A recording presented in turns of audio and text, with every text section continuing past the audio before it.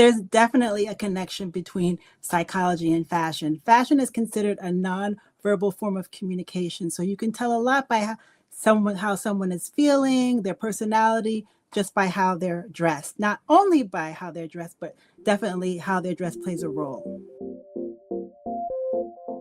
Hi, everybody. This is Pamela Brewer welcoming you to this edition of M.E.S.H. I'm really pleased to introduce to you today's guest, Dr. Sarah Seung-McFarland. Dr. Seung-McFarland is a licensed psychologist with a specialty in fashion and design psychology.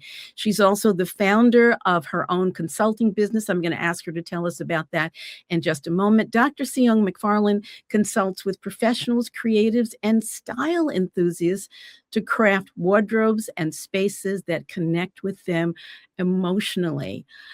Dr. Seung-McFarland, welcome. Thank you. Thank you for having me. And what does fashion have to do with psychology? You got to help me out with that one. A lot of people don't think about it, and it's a very niche area, but the way that we're dressed definitely has something to do with how we feel, how we think. There's a lot of research that shows that when we put on clothing, it affects us and how we relate to others and how others relate to us as well.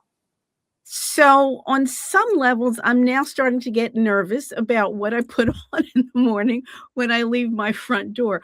Are there some basics to think about when you're thinking about what you want to project versus what's in your closet? Or maybe you should start with looking at what's in your closet and saying what that tells you about you. Where do I start? Well, the way that I look at it is clothing is really support for our identity, who we want to be, what we like, how we want to show up in the world. So one of the things you want to look at is first figure out what it is that you like, because that gives you an indication as to what you're drawn to. And then what are your goals? Like, what's your lifestyle? And you want to make sure that the clothing you wear fits that. So you want it to support the life that you're trying to lead. So if I want to present myself as a mature adult who's fun-loving, but serious, how do I start to look at my closet?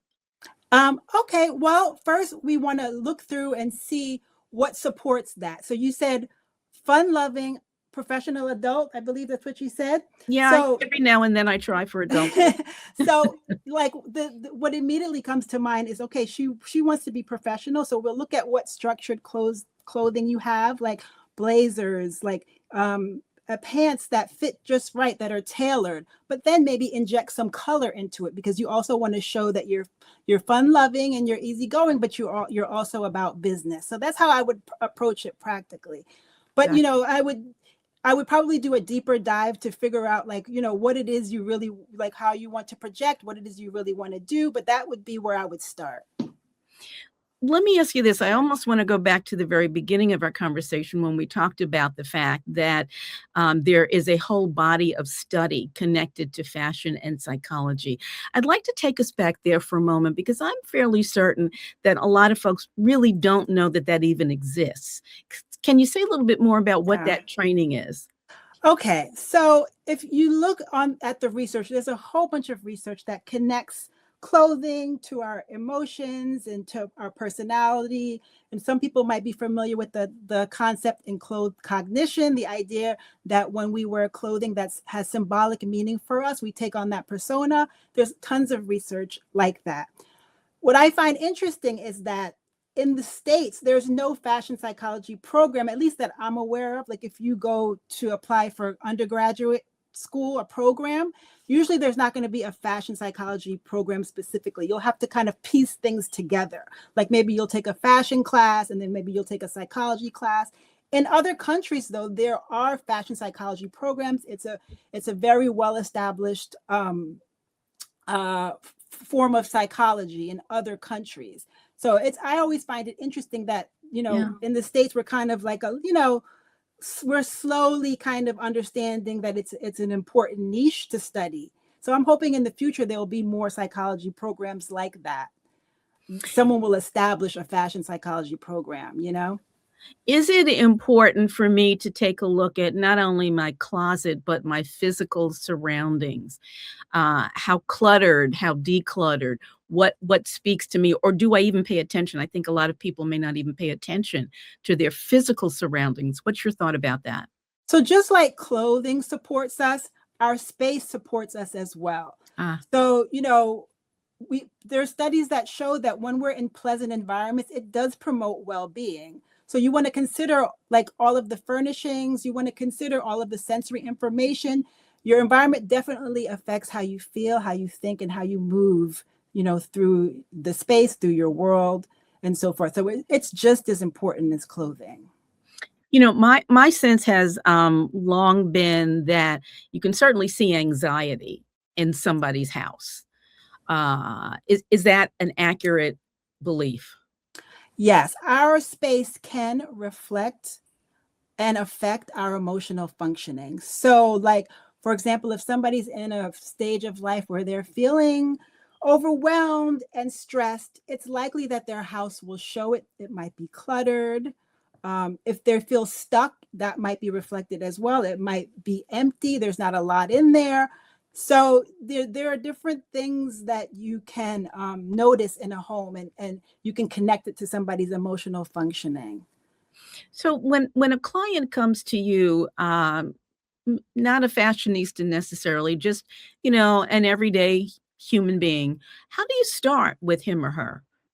Well, I start by what they're looking to get out of it. Like maybe they'll come to me and they'll say something like, I don't know how to put clothes together. I'm not good visually. I'm starting a new job, so I need to know what Ah, to wear. okay. And so I'll work with them around that. Like maybe what they're doing is they're kind of repeating the same outfits, and so they get stuck in a rut. So I might encourage them to create like different what we call repeatable outfit ideas. Okay. Like I have formulas, I guess you can call it repeatable outfit formulas, where they have different options that they can go to if they're feeling stuck. And then sometimes I'll do deeper work, like before I even start on their closet and what to wear. I'll ask them questions about like, what's your history with fashion and getting dressed? Mhm. Like what is your inspiration? What are your goals? Not even necessarily just your fashion goals, just your goals in general. Like what are you trying to do with your life? And then I try to help them create a wardrobe that supports that. Is Yeah. it reasonable to assume that many people don't even think about what they grew up with in terms of fashion and surroundings relative to how they present themselves now? I mean, they may say, I grew up poor, I had no Hmm. furniture, I grew up wealthy, I had too much furniture. But in terms of the impact of that on me right now, do Right. people make that connection ordinarily? They often don't think about it, but it's still Okay. an experience that they've had. Like, for example, if they didn't have a lot of money for clothing when they were kids, I like to know the story around that. Like what Uh-huh. was told to them. Like, did they feel like they weren't good enough? Did their parent like help them be more creative? So even though two people may have had the same type of situation, but I need to know the narrative around that to kind of help them understand the connection. Do you ever have a situation where a couple is coming into you trying to create their forever home and their styles are completely different? Yeah. So interesting thing about that is that two people will come in and they'll have different experiences, different tastes. So I'll need to figure out both of their stories and help them meld it together, because there is a way. You just have to be creative. Figure out what are your needs, what's the other partner's needs, and try to figure out like what will be supportive to them, and create a design that works for both. And do you find that couples would, if a couple has that mindset that couples more than individuals would come in to see you, or is it more likely to be an individual? Well, from in my experience, it's most likely individuals, but they are carrying their loved ones into the room with them. That's true. So I do consider it even when the other family member is not in the room. Yeah. I'm going to guess there's some folks who are thinking, this is really like for high fashion people. I'm just everyday. I don't have weeks and months and years to figure out. Why can't I just use a shopper at a store? You can use a shopper at a store, but they're not going to know you like you know you. And No. it's like I said, it's not going to replace, like it's not going to cure a problem, but it's going to be supportive of you. And you want to use all the tools that you have to create the life that you want. Clothing is such an accessible way to do that. So you Yes. have to get dressed anyway. So you might as well do it in a way that helps you be a better you. I have to tell you that, and this is very personal, I get it, but from my perspective, the fashion nowadays, which seems to be that less is really less. There's so much that you can see through. I mean, you can Yes. see through the see-through. I mean, I don't transparent, is that a more appropriate term? Whatever. I don't understand it. Can you help me understand it? You don't have to understand every trend. The see-through clothing, that's very trendy right now. Some people want to partake in it, but you don't have to partake in every trend. And I always suggest you not partake in any trend, particularly if you're not comfortable with it, because if you're not comfortable in your clothes, it's going to show. So you pay attention to what's trendy, but you don't have to partake in it. That's All what right. I say. Yeah. You don't have to be trend addicted. Yes. Okay. Because I got to tell you, sometimes I'll see folks walking down the street and wearing as little as is conceivably possible. And I'm like, okay, did they look in the mirror before they left? Or what happened to the bottom of Yeah. those pants? And Well, they're fairly communicating a judgmental. message. What's the message? Is there a message that person is trying to convey? Or is this maybe just somebody who's a trendaholic when it comes to fashion? Well, we won't know exactly unless we talk with them, but your reaction is the message for you. So Right. because, when we get dressed, it's almost a relational thing. Like I get dressed, you have a perception, and then I kind of vibe off of your perception, and that affects what I wear the next time. We don't always say, but that's actually what happens. So that person walking down the street, if they're like, oh, people are like, oh, that's so nice, that's so cute, they're going to get the message, oh, this was nice, I think I'm going to do it again. But if somebody, that maybe even a friend or someone that they trust is like, maybe that's not the best, they may not listen, but it's going to affect how they present next time. So they may not be aware of the fact that they're listening, but on the inside, it's getting in there. Yes. Yeah. There's a lot of nonverbal dynamics happening. Yeah. And that's an interesting point too, because I don't think and you've said it, but I don't think that we think about our clothing as a nonverbal conversation that we're having with ourselves and really with the world around us as well. Right.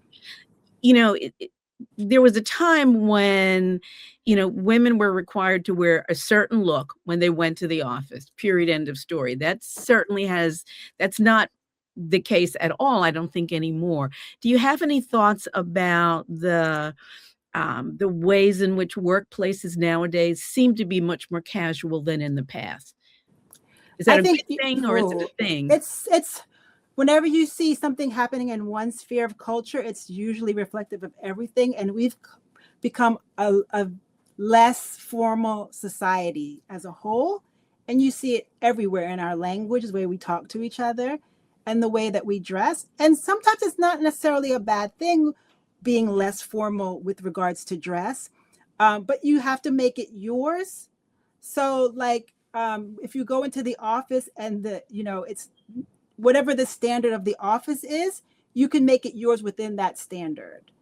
And I think we just do that as a culture, like we don't dress, we're not wearing business suits anymore, but there's still a way that you can present yourself in a way that feels good to you and feels like good to others when they look at you. Because it's kind of, I once heard someone say being well dressed is a polite act. Oh, that's interesting. Yeah. That's and of course, so subjective, right? I mean, well-dressed for you could be very different from well-dressed for me. Sarah, I'm going to take a break just for a second because I do want to encourage our listeners to go to the M.E.S.H YouTube channel or Facebook. I would ask that you like, share, subscribe.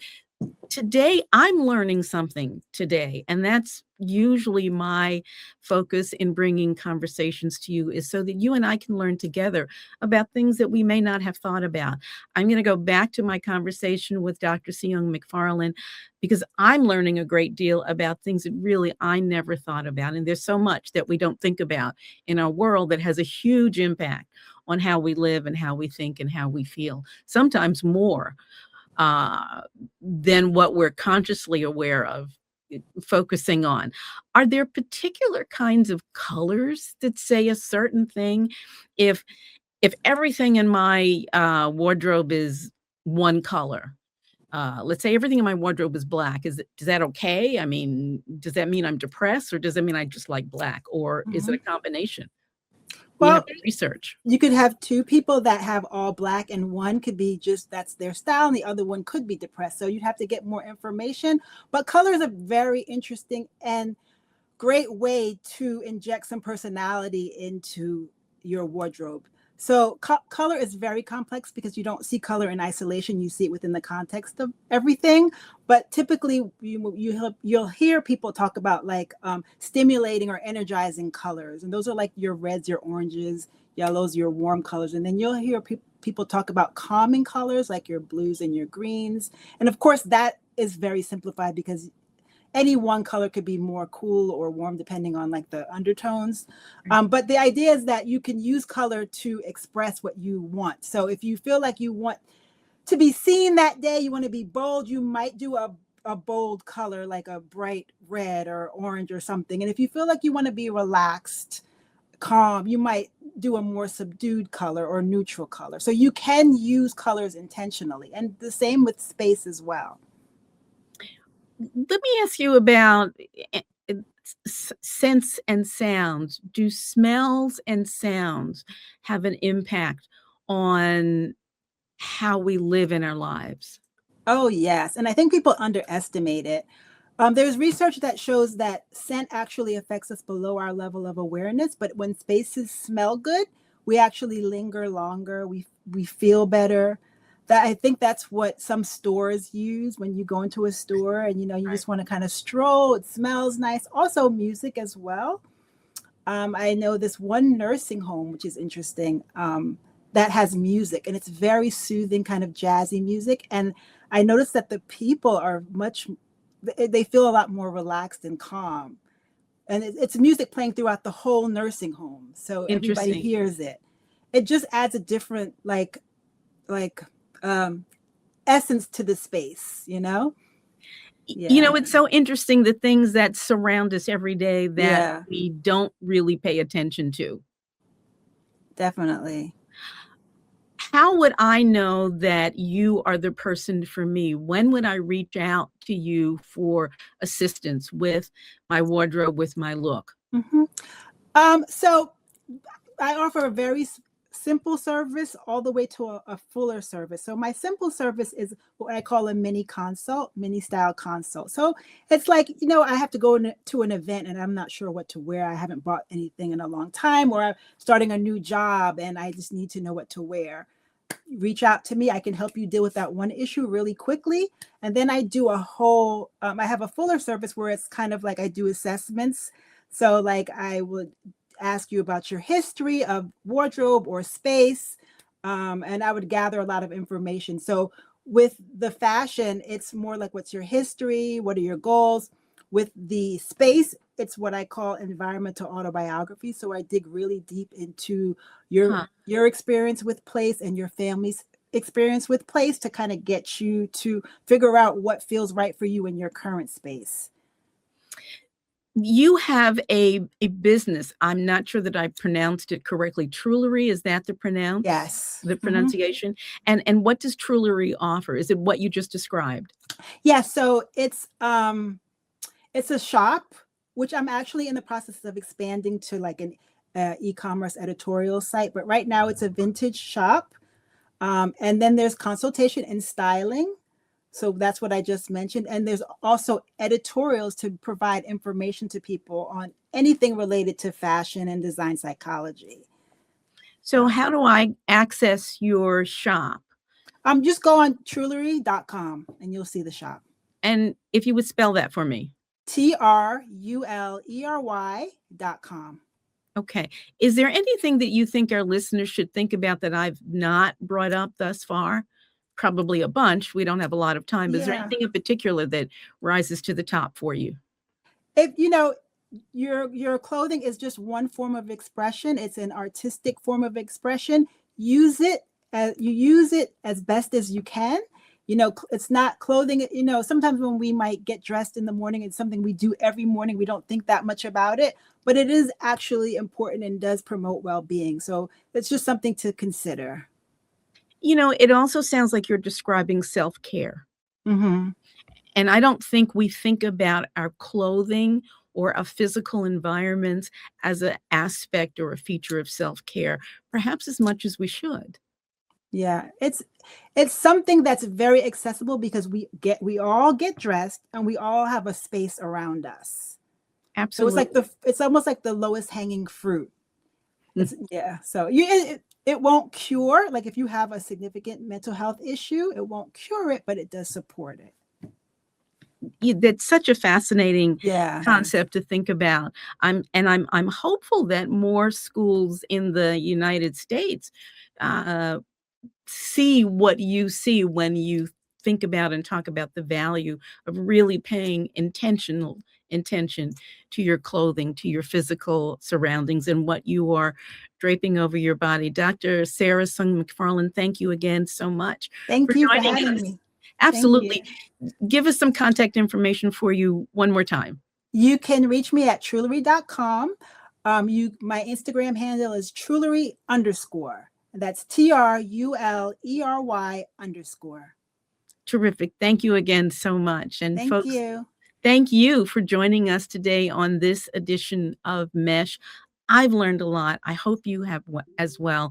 I do encourage you to subscribe, to share with people you care about. And I'm going to be back here next week. I certainly hope you're back here as well. You take care.